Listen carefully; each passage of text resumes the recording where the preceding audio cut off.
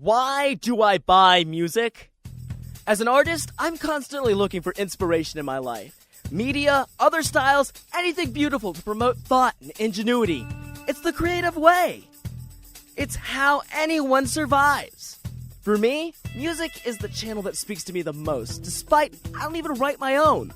That force which moves me, connecting me to a level we've failed to place words to, it earns my respect. It deserves ours. We act like it holds little importance to us, yet demand its presence.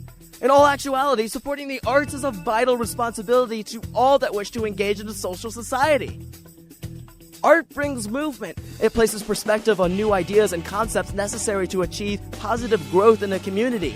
Without it, we're forced into cycles of stagnation, stubbornly clutching to a fleeting moment, ignorantly refusing time's passage with illusions of significance to combat the thoughts of our own mortality. We reject and fight the forces of time, believing in such grandeur that we are unbound by its constraints. It will always be here. We will not. As I'm inspired, I look to inspire, an endless chain of concepts. I am finite, a story as much as a perspective left to toil in subjected reality. What we can carry, together, is a message of positivity, speculation, and contemplation that's far greater than anything consisting within just ourselves. I support the arts. I place faith in humanity.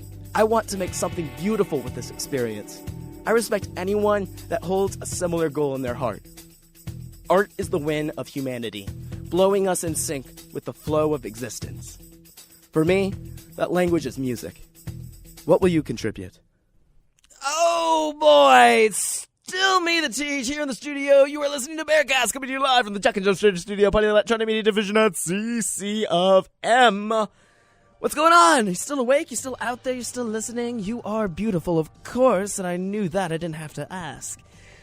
Oh boy, it's getting late, and I've been looking at this stack right now. I asked myself a stupid-ass question, and now I'm stuck trying to figure it out in that sort of sense. And maybe you can help, and maybe you can answer it for yourself as well.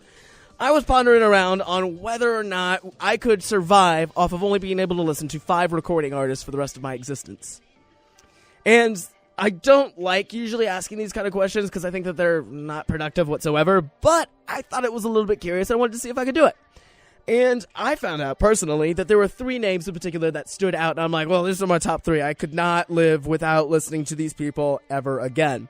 Which, funny as it goes, all of them have played during this show already. Can you take a stab? Alright, you know what? I'm not gonna make you guess. No, of course, those 3 names are Mr. David Bowie, the Chemical Brothers, and Kasabian. Those were 3 in particular that stood out to me, and so I was wondering, what else fits in there? Where are the 2 more? And that's where I ran into trouble. I'm usually terrible at naming my favorite anything, that sort of thing. I need like a span of some sort. So I was able to get those 3, but then when it came down to trying to find 2 more that I could, promote as these are my favorite artists, it became really, really difficult. Can you name the 5 artists that you could listen to for the rest of your life and not listen to a single bit more? I don't think it's possible. I don't think so. I think that that's not the way to live, but I guess to entertain, if we were thrown into these constraints, I might as well play along. Yeah, I think you can guess whose idea this was. So, that being said, I was throwing around, Danger Mouse, because I love Danger Mouse, but could we count Danger Mouse and all of the different artists that he works with? Does that count? See, I was a bit curious about that, because Danger Mouse, he's worked with Beck, he's worked with Norah Jones, those are 2 of my favorites. He's worked with the Gorillaz, Damon Albarn, he's worked with the Black Keys, he's, Electric Guest. I can go on and on and on. He's worked with so many. MF Doom. Damn.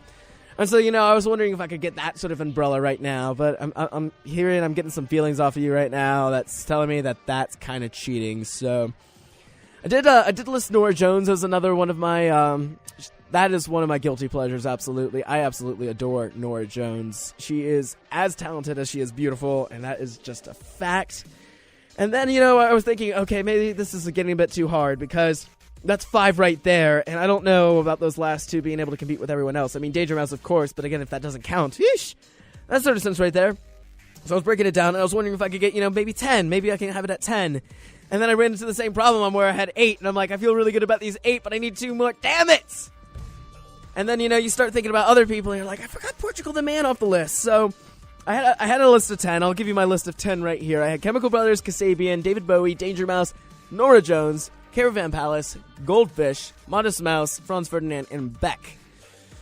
But I forgot about Portugal the Man. And it's not to say that I don't listen to more music outside of there, of course. I mean, I've played more and different songs on this show alone to kind of just illustrate that point in particular. Fact of the matter is, I don't think that we should have those kind of constraints on music whatsoever, and so you absolutely need to support the arts because, hey, if you like something, if you like a particular sound, support it. You know, let them know that you like it, that sort of thing. You have a voice, and you have the power to influence these great artists to make more of their wonderful work. Just throwing that idea out there. It's the wheels of commerce. That's kind of how things flow about in that sort of sense right there. And if you want to be responsible for positive art in your community, unfortunately, you do have to be willing to pay for it. It kind of just works that way. Of course, we can go down this whole route of, not paying for our work. And then, we just get these, corporate executives using investments to sort of just invent singers that then get played on the radio all the time. And then we're forced into this mass consumerism that's all based upon a lie and nothing about talent whatsoever.